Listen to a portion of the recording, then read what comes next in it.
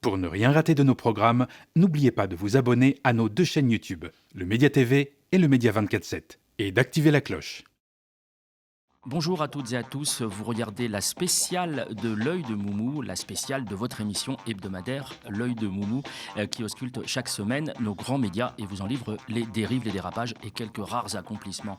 Ce programme n'existe grâce à vos dons, alors soutenez la riposte, c'est le nom de notre campagne sur campagne.lemediatv.fr et n'oubliez pas, si vous voulez nous voir sur la TNT, signez la pétition sur tnt-desindés.fr. C'est parti pour la spéciale de l'œil de Moumou.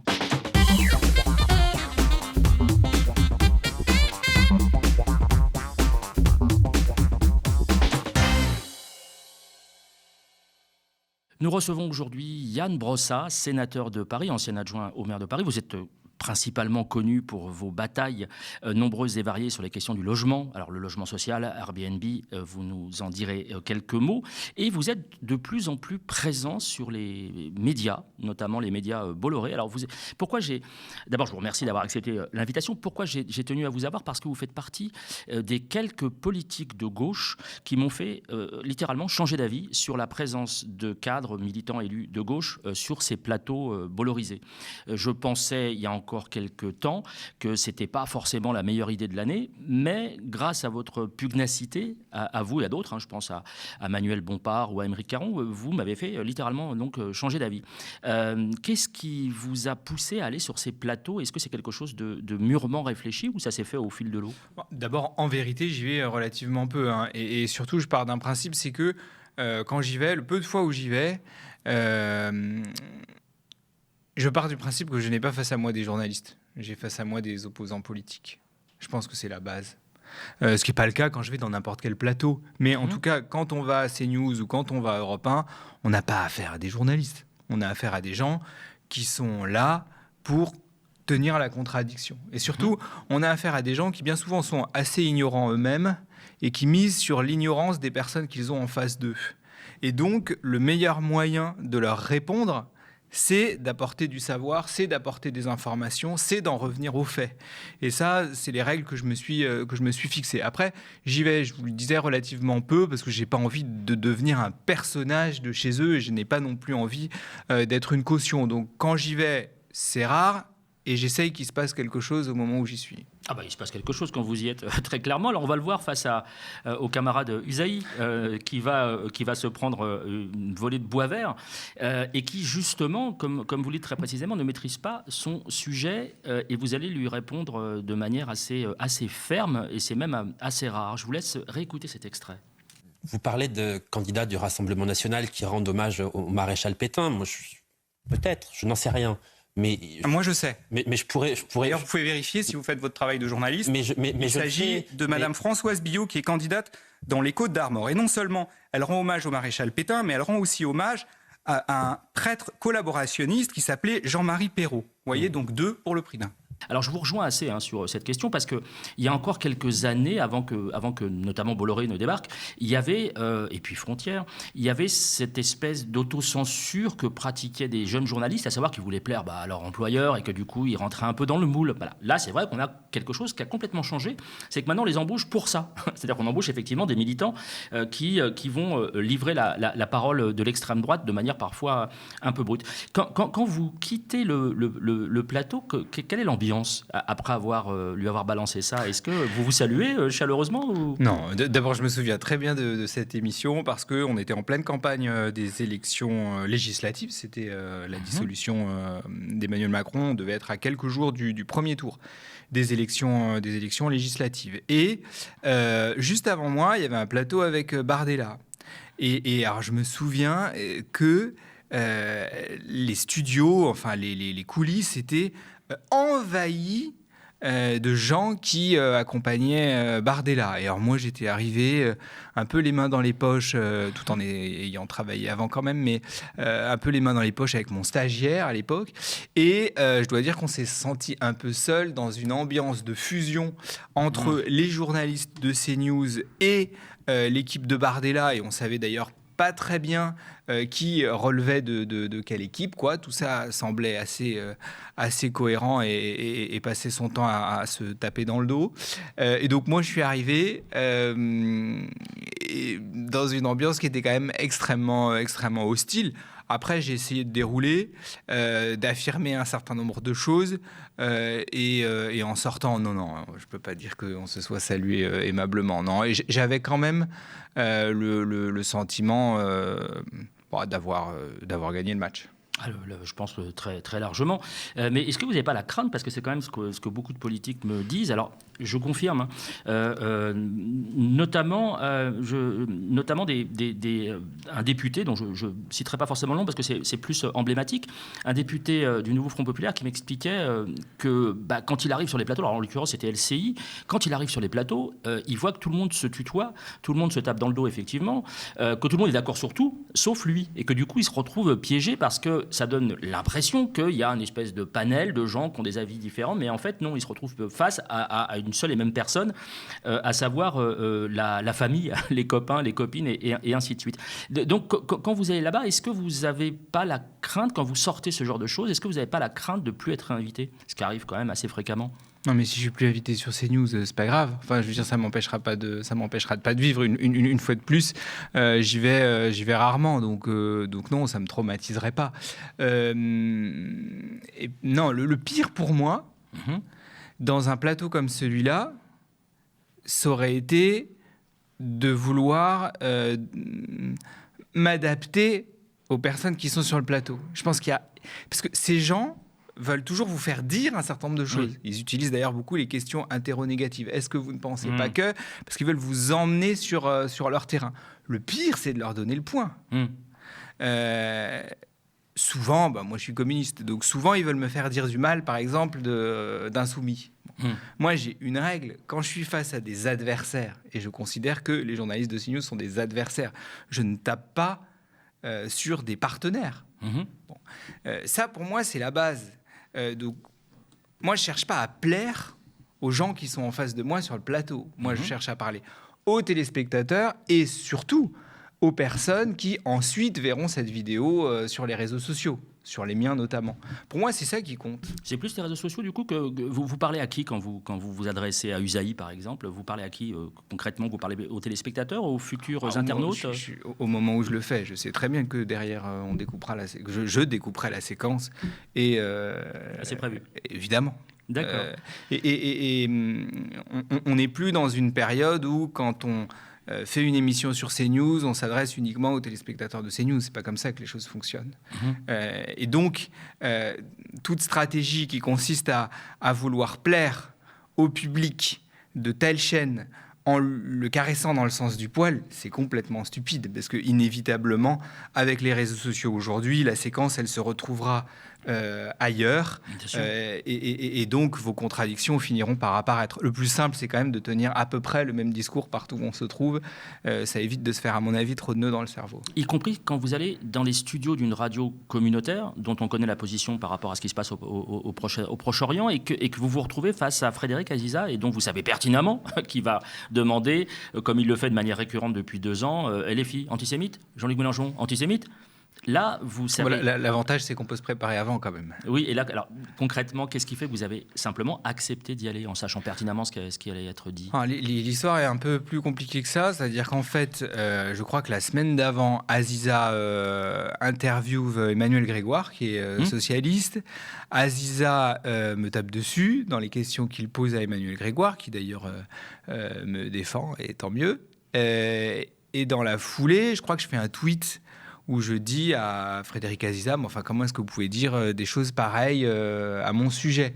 Et il répond, assez habilement d'ailleurs, en disant je vous invite la semaine prochaine, on verra si vous avez le courage de venir défendre vos positions sur le plateau. Une fois que la perche est tendue, je ne peux que dire oui, et donc j'y vais, et là aussi j'ai essayé de dire ce que je pense, quelle que soit la personne que j'ai en face de moi et les positions qu'elle défend sur la guerre à Gaza. Et d'être solidaire avec LFI du coup sur ce coup-là, puisque vous aviez dit, et on va le voir tout de suite, qu'il n'y a pas eu à votre connaissance de condamnation, et qu'évidemment s'il y avait eu une condamnation ou le moindre soupçon, vous ne l'auriez pas soutenu. Je vous laisse regarder. L'antisémitisme de Mélenchon, ça vous parle ou pas? Quand Jérôme Guedj le dénonce, ça vous parle ou pas? Je ne me ferai pas dire que Jean-Luc Mélenchon est antisémite parce que je ne le pense pas. On peut avoir un certain nombre de divergences d'analyse. Je pense que l'antisémitisme progresse dangereusement et qu'il doit être combattu pied à pied, mais nous n'aurions pas fait alliance avec Jean-Luc Mélenchon aux dernières élections législatives si nous avions pensé que d'une manière ou d'une autre, il était antisémite. D'ailleurs, l'antisémitisme, je l'ai dit tout à l'heure, est un délit. Et donc, quand on prononce des propos antisémites ou quand on commet des actes antisémites, on est condamné.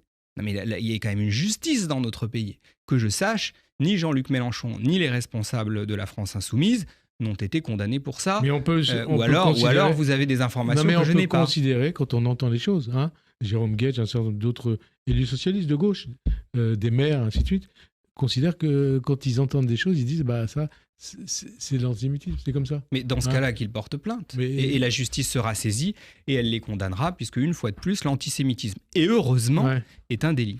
Alors, vous parliez tout à l'heure d'Europe 1, justement, on va y venir. Alors, vous vous retrouvez au téléphone, bon, c'est moins confortable, et moins spectaculaire, n'empêche que vous vous retrouvez face à Mickaël Dorian et vous allez évoquer un 2 poids, 2 mesures. Est-ce que vous aviez prévu le coup? Parce qu'on sent que c'est un peu préparé. J'ai prévu le coup. 5 minutes avant, je crois, ou 10 minutes avant, le programmateur, gentiment d'ailleurs, me donne les thèmes sur lesquels je serai interrogé. Donc à ce moment-là, c'est pas que je prépare, c'est juste que je sais ce que j'ai envie de dire. Oui, bien sûr. Et ça, c'est en fait, je supporte pas. Oui. Je supporte pas qu'on essaye de m'emmener quelque part pour correspondre à un agenda politique qui en réalité est celui de l'extrême droite. Et par ailleurs, pour ce qui concerne Gaza, le Proche-Orient, puisque c'est de ça, je crois qu'il était question. Il y a deux choses. Il y a d'une part Gaza et le Proche-Orient. Moi, je suis à la fois révolté, évidemment, par le génocide à Gaza, et je suis autant révolté par le traitement médiatique qui a été fait du génocide à Gaza. Je sais que vous en avez parlé il y a quelques semaines avec Aymeric Caron, mais moi, ça me rend malade. La manière dont, en France, on a parlé, et on parle encore, de la Palestine avec une déshumanisation de la population palestinienne, une volonté de silencier les ravages, les massacres perpétrés par Israël. Bon, moi, ça me rend dingue. Donc j'ai voulu en parler. Et par ailleurs, il était question d'antisémitisme dans ce passage. Je m'en souviens très bien. Là aussi, tous les médias bollorés passent complètement sous silence le caractère profondément antisémite de l'extrême droite française. Ces gens n'en ont rien à faire de la montée de l'antisémitisme. Ça n'est pas leur sujet. Leur sujet, c'est de faire monter l'extrême droite en passant sous silence le caractère profondément antisémite de l'extrême droite française. Et donc oui, à un moment donné, c'est quand même bien de remettre quelques éléments d'équerre et de remettre à l'endroit ce que passent leur temps à mettre à l'envers. C'est un fait. Alors, on le sent pas très à l'aise. On va regarder l'extrait avec Mickaël Dorian. Je vous laisse regarder. Et donc, bien sûr, il faut condamner l'antisémitisme, il faut se battre fermement contre tous les propos ou les actes antisémites. Ça vaut pour tout le monde. Ça vaut en l'occurrence pour cette étudiante. Ça vaut aussi quand il s'agit d'une députée du Rassemblement national, Caroline Parmentier par exemple, qui a tenu des propos racistes, antisémites, homophobes pendant des dizaines d'années dans un journal d'extrême droite présent. Et malheureusement, de Caroline Parmentier, on parle peu. Et donc, d'une certaine manière, j'ai le sentiment d'un 2 poids 2 mesures. Et donc, je le dis, l'antisémitisme, il faut le combattre partout, d'où qu'il vienne, et ça vaut pour tout le monde. Je voudrais quand même dire une chose. Caroline Parmentier, les propos qu'elle a tenus, l'éloge qu'elle a fait de Pétain, l'éloge qu'elle a fait de Léon Degrelle, qui est un nazi belge, il n'en a jamais été question sur votre antenne. Jamais. Sur Europe 1, jamais.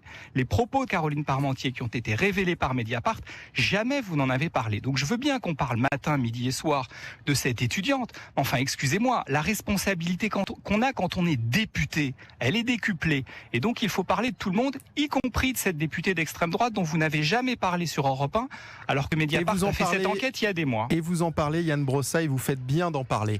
Donc je peux le répéter 15 fois si vous le souhaitez. Tout propos antisémite doit être combattu pied à pied. Et une fois de plus, ça vaut pour tout le monde. Simplement, la ligne éditoriale d'Europe 1, fait que vous parlez de cette étudiante palestinienne et vous ne parlez jamais de propos Yann Brossard, d'extrême droite on est là tenus pour par parler. des députés. Oui, Je mais ne crois c'est pas quand même que très oui, révélateur. sauf que je ne crois pas que nous Oui, sommes mais là. c'est Je ne très crois pas que nous révélateur. soyons là pour parler de la Je trouve que ligne quand même, d'Europe 1, c'est mais quand pour même parler. très intéressant qu'une fois de plus, Je vous ne suis- n'ayez jamais parlé de cette députée du Rassemblement national du Pas-de-Calais, Caroline Parmentier, qui a fait l'éloge de nazis. Yann Brossard, je ne suis pas sûr que cette discussion intéresse réellement nos auditeurs. Moi, ce que j'aimerais comprendre, c'est pourquoi est-ce que les réactions de la gauche ont été aussi rares depuis l'annonce de cette affaire concernant cette étudiante gazaoui.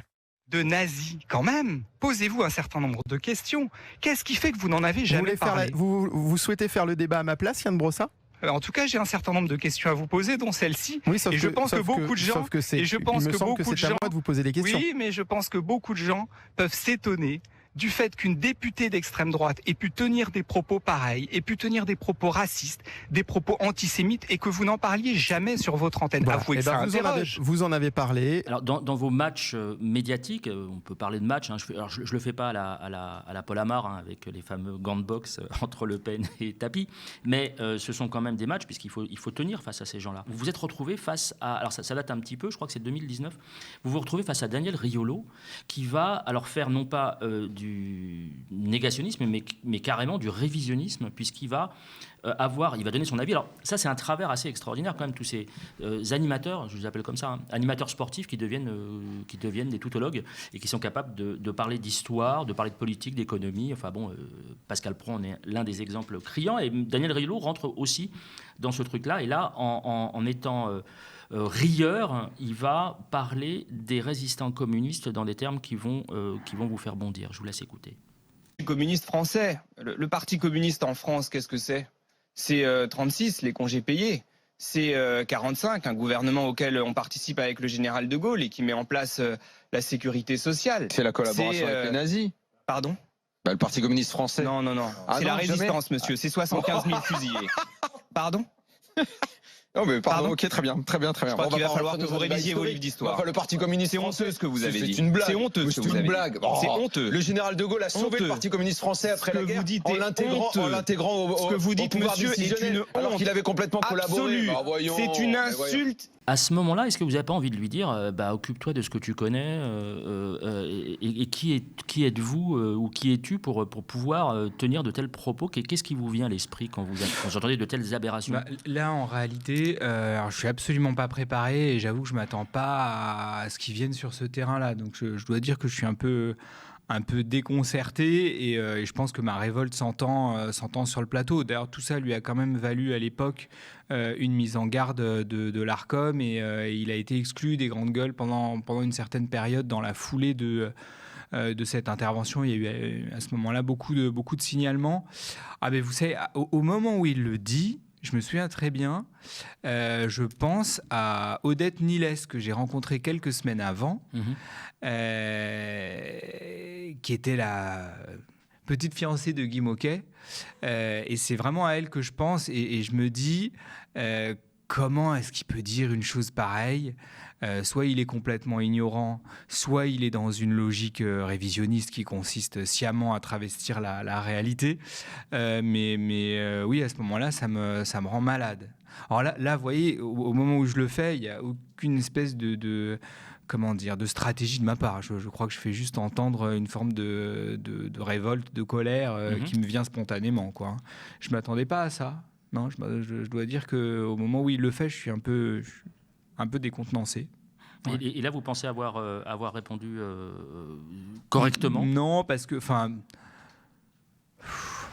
en plus, je suis épuisé au moment où l'émission a lieu. C'est la dernière ligne droite de la campagne des élections européennes de 2019. Je lui réponds comme je peux. Bon, mais dans la foulée, il y a une très belle tribune qui est publiée dans l'Humanité par Odette Niles, justement, qui depuis nous a quittés. Une espèce de lettre ouverte qu'elle adresse à Riolo. Et je pense qu'en réalité, c'était la plus belle des réponses et c'était très bien que ça vienne d'elle. Ouais, heureusement qu'il y a ce genre de répondant. Est-ce que vous vous êtes dit parfois, en quittant le plateau, vous vous êtes dit j'aurais pas dû y aller? Ah oui, ça m'arrive, oui. Vous avez un exemple en tête? Ça m'arrive. Pas forcément une chaîne, pas forcément une antenne, mais pourquoi vous vous êtes dit j'aurais pas dû y aller? Parce que j'ai pas pu parler des sujets qui me tiennent à cœur.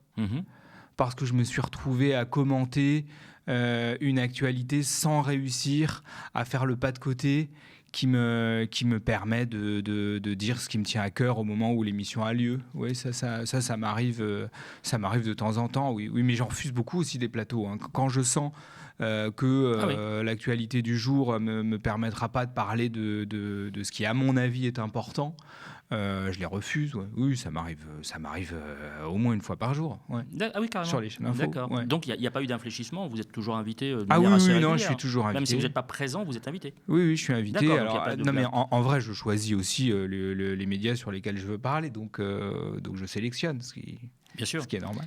Quand vous vous retrouvez à côté de Pierre Licia, alors Pierre Licia, je pense que personne ne le connaît, et c'est tant mieux. Alors, on va dire globalement qu'il n'a pas inventé l'eau tiède, ni le bidon de 2 litres, mais il fanfaronne. Alors, tout à l'heure, vous parliez de découper les séquences pour les réseaux sociaux. Lui le fait, mais alors sans vous laisser répondre. Je vous laisse regarder cet extrait, qui est d'une prétention sans nom. Je pense que tu es une contradiction à toi tout seul. Il y a cette histoire, effectivement, de fustiger les riches qui prennent l'avion et de le prendre toi-même assez régulièrement pour partir en vacances sous les tropiques. Mais il n'y a pas que ça. Il y a aussi le fait de vouloir être, comme tu le fais, te présenter en défenseur des gilets jaunes, du peuple qui travaille, qui a du mal à boucler ses fins de mois, alors que, pardonne-moi, ça fait combien de temps que tu n'as plus travaillé? Tu es élu depuis 2008 conseiller de Paris, tu ne vis que de tes indemnités d'élu. Tu fais construire des logements sociaux dans Paris, il y a des quartiers entiers qui sont ghettoisés, on arrive à 90% de logements sociaux. Et toi aujourd'hui, tu habites Butte-Montmartre.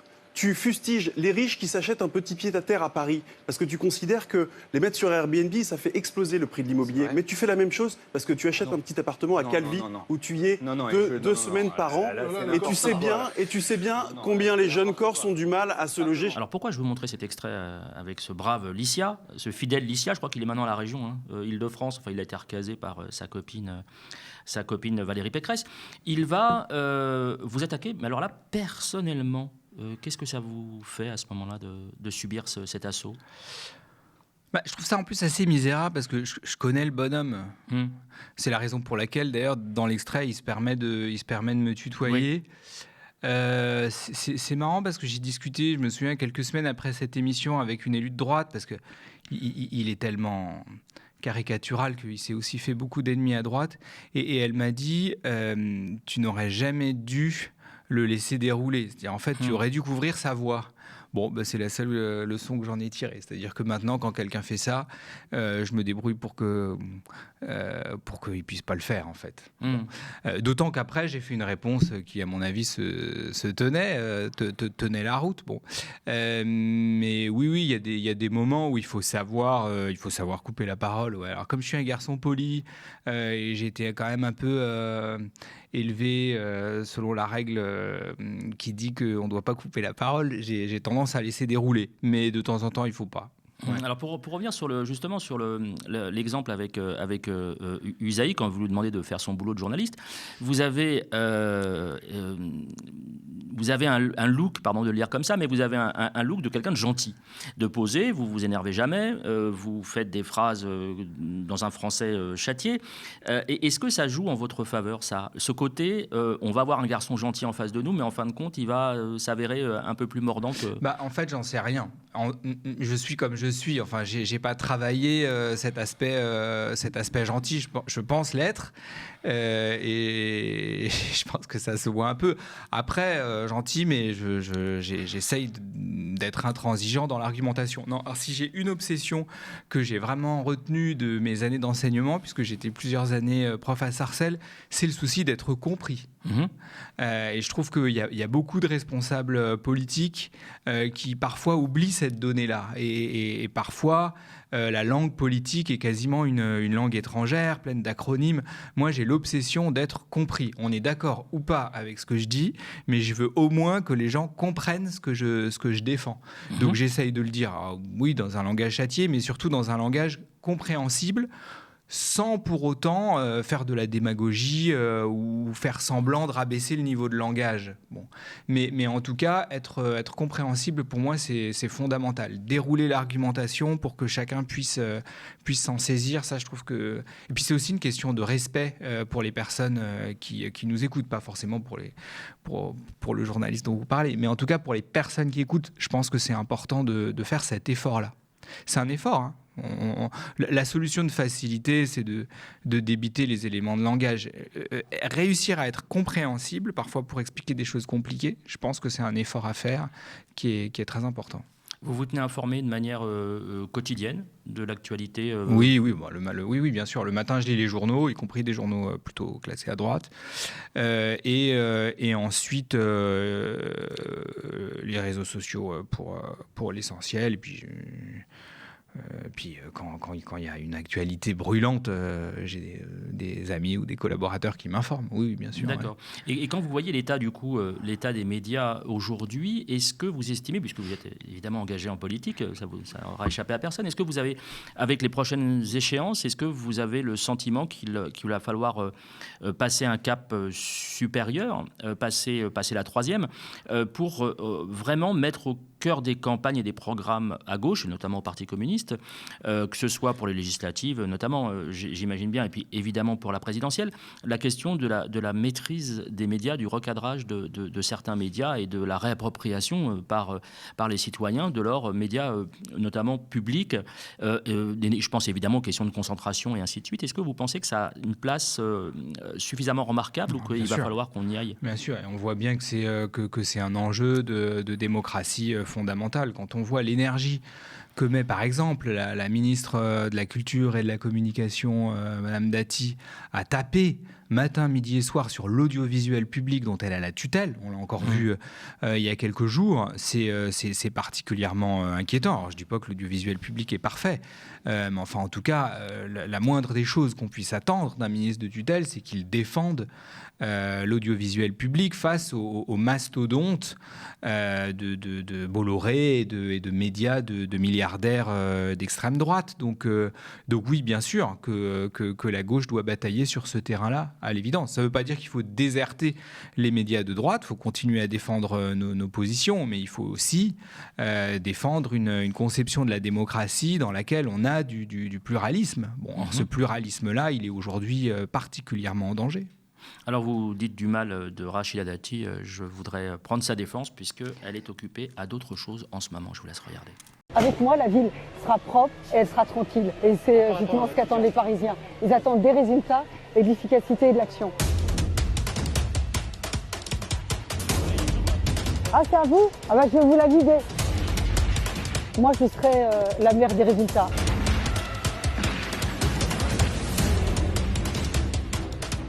Des personnes comme moi ne font pas ce boulot-là, il y aurait toutes les maladies du monde. Si demain je suis maire de Paris, je voudrais que la ville elle soit propre tout le temps. Alors évidemment, je faisais une petite galéjade. Et est-ce que, puisque vous êtes régulièrement, entre guillemets, régulièrement en campagne, ou vous appuyez des campagnes, comment vous voyez cette campagne, la tournure de cette campagne, puisque ce n'est pas la première vidéo, Dati notamment, comment vous voyez la tournure de la campagne à Paris ? Ah, vous savez, je la connais, Dati, depuis une quinzaine d'années. On a été élu au Conseil de Paris en même temps. C'est quelqu'un qui va tout faire pour qu'on ne parle jamais de fond. C'est quelqu'un qui va tout faire pour ne jamais assumer les positions qui sont les siennes, qui sont en réalité des positions de droite. Elle va chercher à transformer cette campagne en match de personnages. Et d'ailleurs, elle a voulu changer le mode de scrutin à Paris pour ça. C'est un scrutin qui personnalise à outrance l'élection, avec ce qu'elle appelle un vote direct pour le maire. Bon. Pour moi, ce qui compte, c'est qu'on parle des problèmes des Parisiens. Typiquement, sur les questions de propreté, par exemple, elle ne le dit pas dans sa vidéo quand elle rencontre des éboueurs, mais elle est favorable à la privatisation de la collecte des déchets. Bon. C'est-à-dire, en réalité, qu'aujourd'hui, vous avez la moitié des arrondissements parisiens qui sont en régie, donc c'est géré par le public, et la moitié dans le privé. Elle propose que tout soit confié au privé. Donc précariser les... Donc, c'est-à-dire une précarisation accrue d'un métier qui est déjà difficile. Bon. Par ailleurs, quand elle rencontre les éboueurs, elle ne leur dit pas qu'elle a soutenu la retraite à 64 ans. Et donc, pour eux, le report de l'âge de départ à la retraite. À l'époque, il y a eu une très grosse grève des éboueurs parisiens qui se mobilisait contre cette réforme des retraites. Et à l'époque d'ailleurs, elle demandait qu'on applique le service minimum, c'est-à-dire qu'on réquisitionne ses agents. Donc vous voyez, moi j'ai pas voulu commenter cette vidéo au moment où elle est parue, parce que si on se met à commenter les vidéos de Dati, on peut y passer toute la campagne. Moi ce que je souhaite, c'est qu'on revienne au sujet de fond. Bon, moi je suis favorable à exactement l'inverse. Je suis favorable à la remunicipalisation totale de la collecte des déchets. C'est-à-dire que les arrondissements qui aujourd'hui sont confiés au privé, avec parfois des conditions de travail qui sont particulièrement difficiles, que tout ça soit remunicipalisé et revienne en régie. D'ailleurs, c'est aussi la position qui est défendue par la CGT Propreté à Paris. Mais ces débats-là, moi je veux qu'on les ait. Et c'est autre chose que d'aller faire son cirque. Bien sûr. La chance qu'ait un éboueur, que puisse avoir un éboueur, l'un des éboueurs qu'elle a rencontré là, la chance qu'il puisse ou elle puisse avoir d'avoir un logement dans le 7e arrondissement dont Dati est maire. Alors, elle n'est pas lourde, mais quand même, j'ai bataillé avec Dati pour obtenir qu'on crée 250 logements sociaux dans son arrondissement, dans les anciens bureaux du ministère de la Défense. Elle s'y est à l'époque beaucoup opposée, et c'est marrant que vous me disiez ça, parce que justement, quand je les ai inaugurés, j'ai eu une discussion avec un éboueur, qui est éboueur à Paris-Centre, et qui m'a dit qu'avoir un logement social dans le 7e arrondissement, pas très loin de son lieu de travail, ça lui avait changé la vie. Mais enfin, je n'oublie pas que Dati m'a fait la guerre au moment où on a décidé de créer ces 250 logements sociaux qui sont d'ailleurs magnifiques, et je suis très fier de lui avoir tenu tête à ce moment-là, notamment pour loger des éboueurs. Dans votre actualité récente se trouve la place des Vosges. Oui, on ne s'est pas contenté de transformer les anciens bureaux du ministère de la Défense en logements sociaux. On est aussi en train de transformer un hôtel particulier place des Vosges, donc vraiment au cœur de Paris, dans le Marais, en logements sociaux, avec l'idée de les réserver à des éboueurs, à des auxiliaires de puériculture et à des femmes victimes de violences.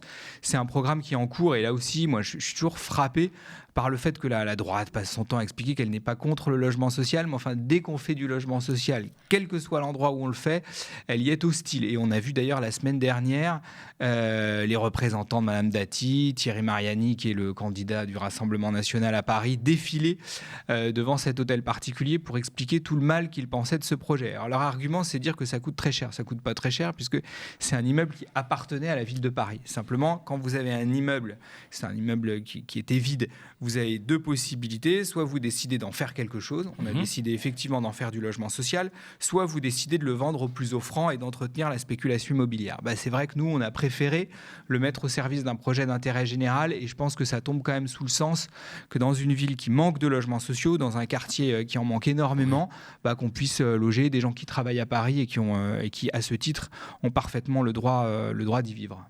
Et on sait la violence, notamment, alors je crois que c'était dans le 16e, vers le bois de Boulogne, où on avait voulu installer des... Oui. Voilà, et ça avait été une guérilla urbaine avec des insultes.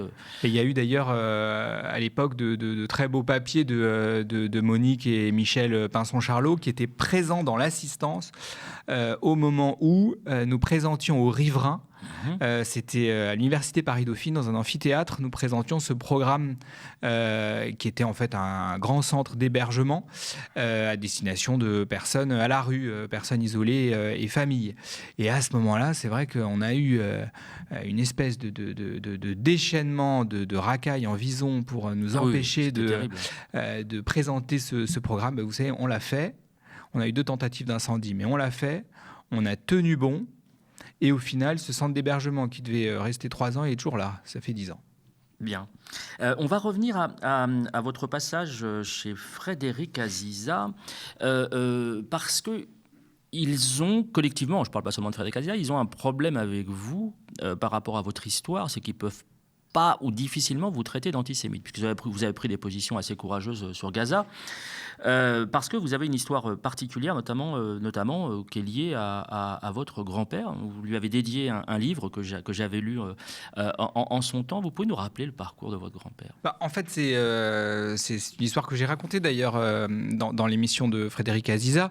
Bon, mon grand-père, ma famille, de manière générale, c'est une famille juive polonaise, donc c'est une famille qui a vécu dans la Pologne, qui a vu la montée de l'antisémitisme. Et mon grand-père est le seul de sa famille qui a survécu à la Shoah parce que quand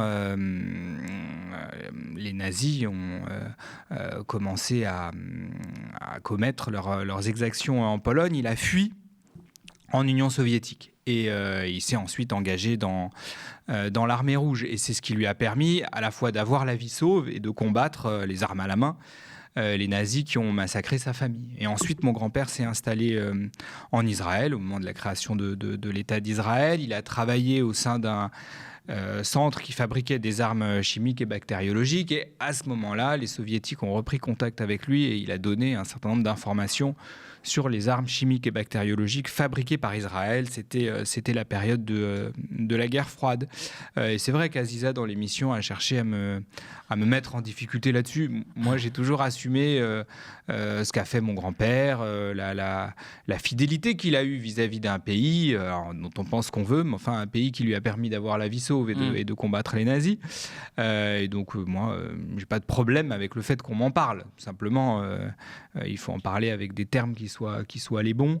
Et comment dire, personne ne peut me retirer le fait que ma famille sait ce que c'est que l'antisémitisme et l'a vécu dans sa chair, puisque toute ma famille, celle de mon grand-père, celle de ma grand-mère, est morte dans les camps. Enfin, ils sont tous morts à Treblinka. Donc il y a des sujets sur lesquels il ne faut pas me chercher. Oui, bien sûr. On rappelle pour notamment notre ami Daniel Riolo, notre historien en chef, Daniel Riolo, que l'armée rouge, enfin sans l'armée rouge, évidemment, la victoire contre le nazisme aurait été largement compromise. Je pense évidemment au front de l'Est. Quelle va être votre actualité dans les prochaines semaines ? Est-ce que vous êtes en pré-campagne, en campagne ? Je serai sur deux fronts. D'abord, il y a évidemment le débat parlementaire sur le projet de loi de finances, le projet de loi de finances de la sécurité sociale au Sénat. Je suis sénateur et donc j'ai bien l'intention de faire entendre une voix de gauche dans une assemblée, un hémicycle qui est quand même très dominé par la droite. Et deuxièmement, bien sûr, la campagne des élections municipales. Moi, je ne veux pas que cette ville tombe dans l'escarcelle de Dati et de Knafo. Et donc, je pense qu'il va falloir qu'on défende nos positions et que Paris reste une ville animée par des valeurs progressistes. Bon, mais on a 4 mois de campagne et je suis au taquet. Ça va vous pousser à accepter de manière plus régulière des invitations médiatiques ? Oui, en vrai, en ce moment, c'est quand même difficile de parler des élections municipales sur les plateaux télé. Enfin, je trouve qu'il en est assez peu question. Bon, il faut dire que le contexte national, l'incertitude sur le budget fait que c'est ce qui domine l'actu. Mais en tout cas, à chaque fois que j'aurai l'occasion de débattre de Paris, typiquement de nos propositions sur le logement social, sur l'encadrement des loyers, sur Airbnb, à chaque fois que je pourrai le faire, je le ferai et je saisirai les perches qui me seront tendues. Eh bien, on vous retrouvera et on suivra ça avec grand intérêt. Et encore merci Yann Brossa d'avoir accepté cette invitation beaucoup. Et merci à vous d'avoir regardé cette spéciale de l'œil de Moumou. On rappelle que le média, votre média, ne vit que des abonnements et des dons. Restez connectés aux médias. Excellente journée et à très vite.